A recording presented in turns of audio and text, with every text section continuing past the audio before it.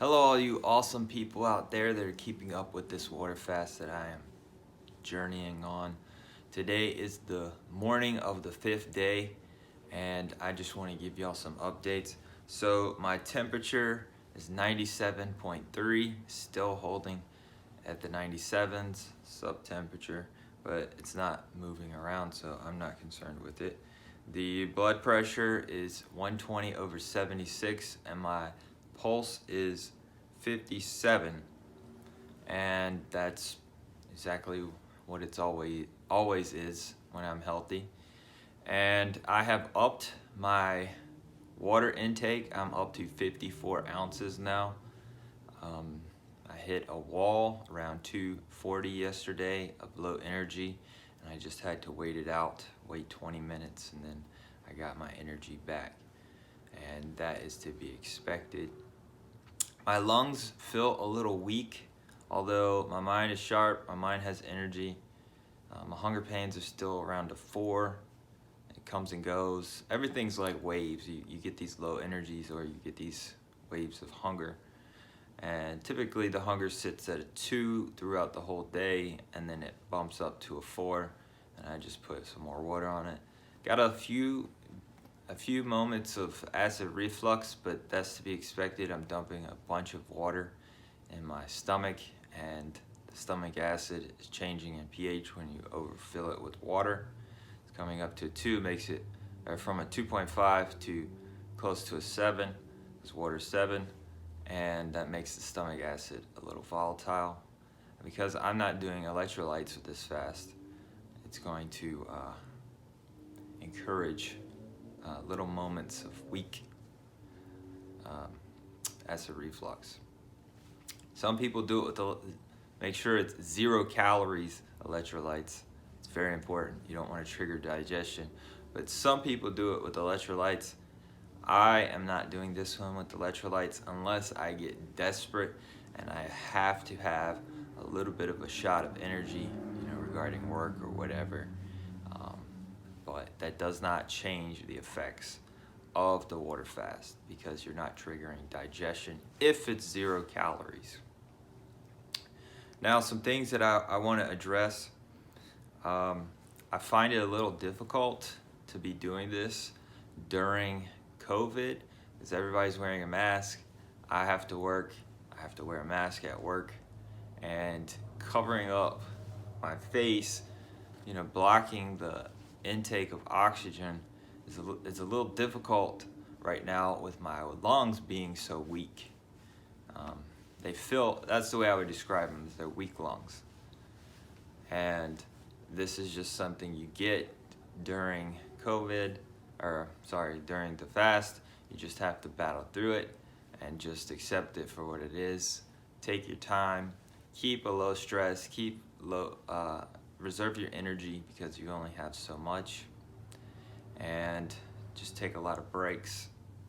That's why I recommend people to do this when they're not working. Take vacation, or break it up and take vacation on the latter part of your water fast, etc., etc.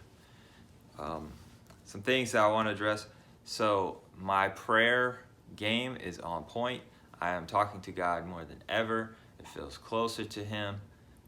Denying your body is in the Bible, and my spiritual game has increased, and I do feel very close to the Creator. Just want to throw that in there for all you religious people that want to understand what it is and what happens during the water fast.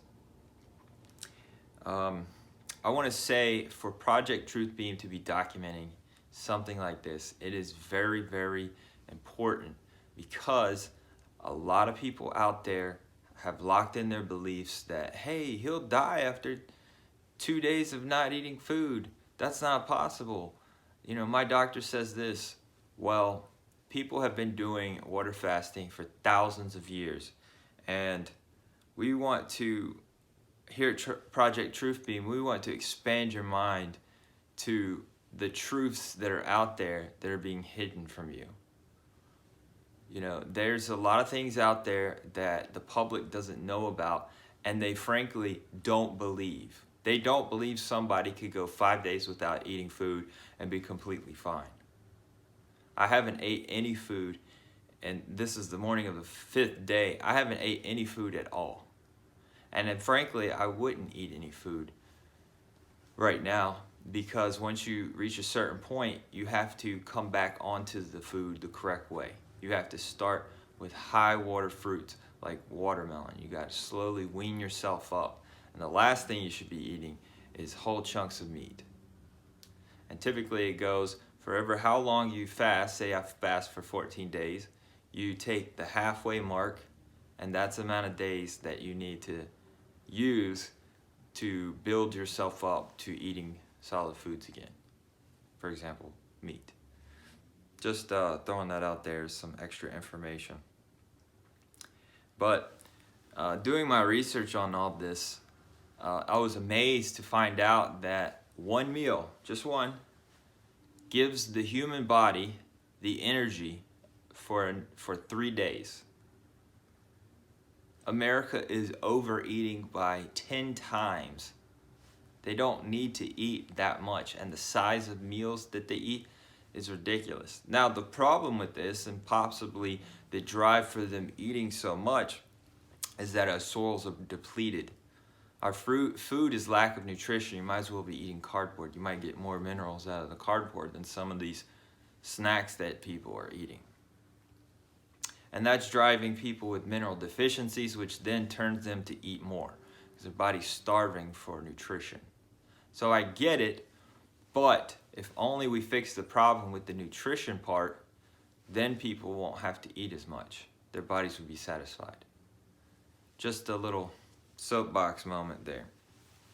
Anyways, so another thing is make sure you do not sweat, because if you're doing no electrolytes, like I am, if you sweat, you're actually going to be losing some of that salt and losing some of your minerals.